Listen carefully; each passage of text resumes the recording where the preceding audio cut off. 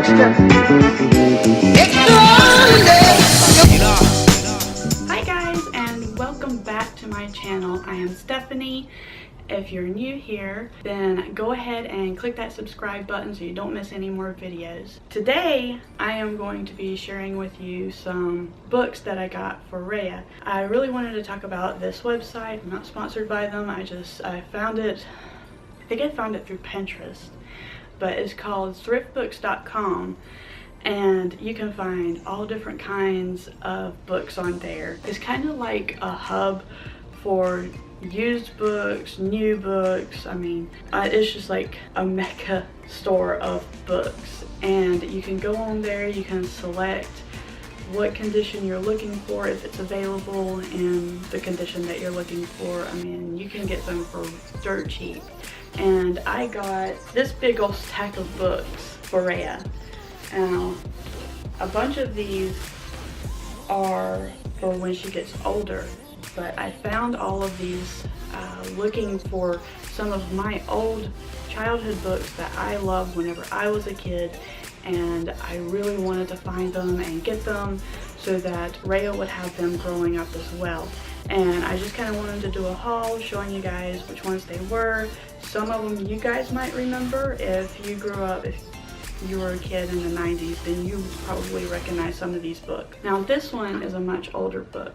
This one is called But No Elephants, and it's by Jerry Smath. I loved this book growing up, especially because I love elephants. I am like an elephant nut. This book, I think, was from the 70s or 80s, maybe the 60s. I can't remember for sure, but just look at how good of a condition it's in. I mean, it's got someone's name in there from the previous owners, but there's no torn or ripped pages, no drawing in them, and I got it for just a few dollars, like maybe $3. I absolutely loved this book whenever I was little. Now this next book I never actually got to own as a kid, but I always checked it out at our school library, and it is Henry and Mudge. Now this is a series of books, and we had several of them in our school library, and they were always getting checked out. All the kids loved them. So if you grew up in the 90s, you probably maybe might remember this. This one as well, I mean, as you can tell, it's pretty new looking. There's no marks in it, no rips or tears. It's got a slip cover for it. I mean, even the actual hardback is in great condition. So if I wanted to, if the slipcover got messed up, then I would have no problem just using the hardback. This one here is another Henry and Mudge book. This one is Henry and Mudge and the Long Weekend. I think out of all the Henry and Mudge series, this was the one that I checked out the most in my school library. These Henry and Mudge books, I mean, it's a typical story about a boy and his dog, kind of like the Clifford series, but I always favored Henry and Mudge to Clifford. This one, once again, it's got no rips or tears, no markings in the book. The dust cover looks fine. The hardback looks fine. And as you can tell right here, these books new went for like $15. I only got these books for like $3 or $4 online. It may not have even been that much, honestly, but I mean, yeah. Dirt cheap. Henry and Mudge book. They were written by Cynthia Rylant, and they were illustrated by, and I'm probably going to murder this name, Suchi or Susie Stevenson. It's got the little squiggle there at the end. Alright, now this next book, this was another one of my favorites, and it's called Milk and Cookies. Milk and Cookies was written by Frank Ash. Okay, I about read that wrong because it says a Frank Ash bear story. And I thought, why would someone have A at the beginning of their name? But, I mean, you can see how well this one looks as well. I mean, it's just no rips or tears. I mean, and even I had a copy of this whenever I was a kid, and even my copy had writing in it from where I drew in it with crayon, and I think one of the last pages was ripped. This one I only got for, I believe it was $2 or $3. That's about the price range that I paid for all of these. I mean, they were very, very inexpensive. A very, very cute book. Now this one, yes, is very, very used. As you can tell, it's got some writing on the cover, but I mean, that's okay. This one I had when I was a kid. It's called Henry's Awful Mistake by Robert Quackenbush. I don't mean to laugh at someone's name, but that's just perfect for a book like this. All the pages inside, there's no markings on the inside, no rips or tears. I mean, it just looks fine on the inside. I love this book.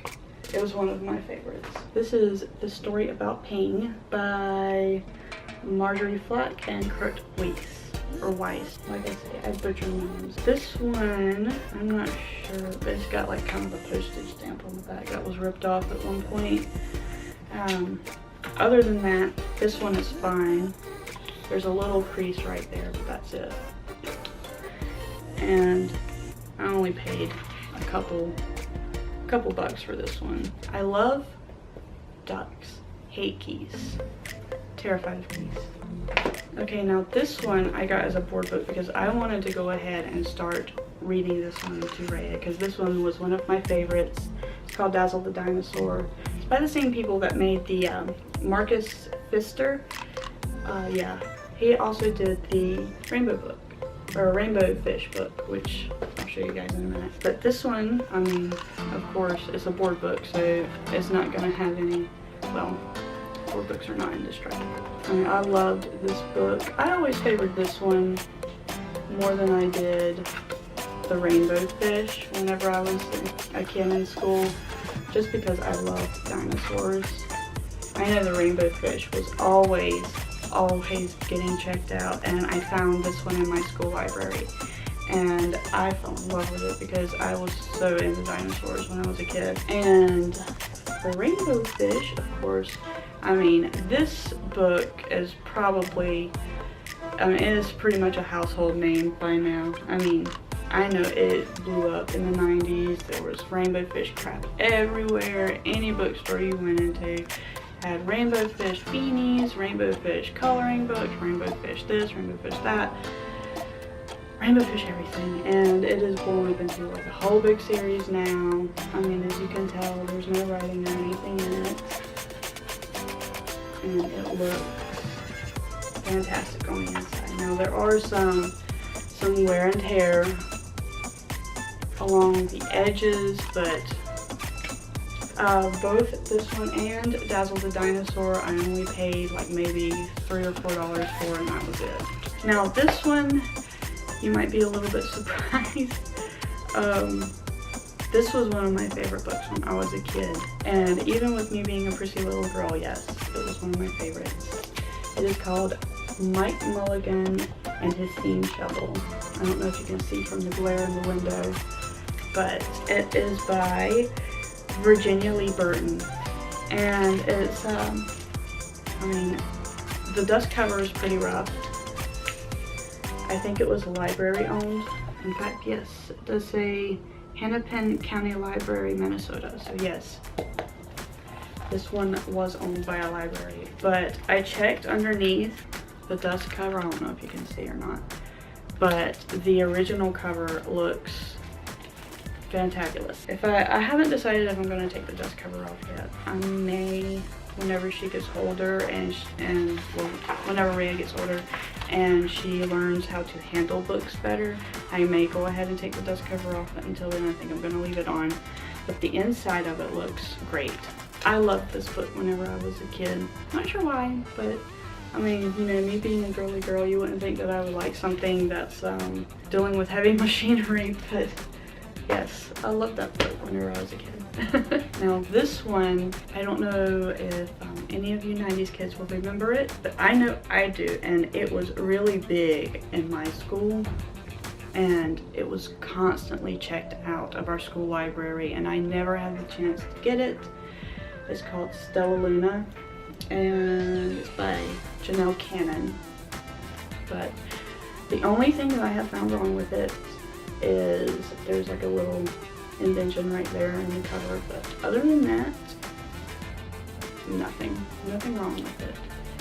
But I loved this book, and it's about a bat who was raised by birds, so she ended up thinking she was a bird, and then she kept wondering why she was so different, and then she finally found her bat family in the end and figured out what she really was. But alright, you guys, well, that's it for today. So if you enjoyed that and you want to see more videos like this from me, then go ahead and comment down below. Tell me what kind of videos you would like to see, like more sit down videos, because I know I don't do them often. Also, if you're new here, don't forget to subscribe down below. You can find me on all of my social media links, which are in the description box, and I will see you guys next time. Bye.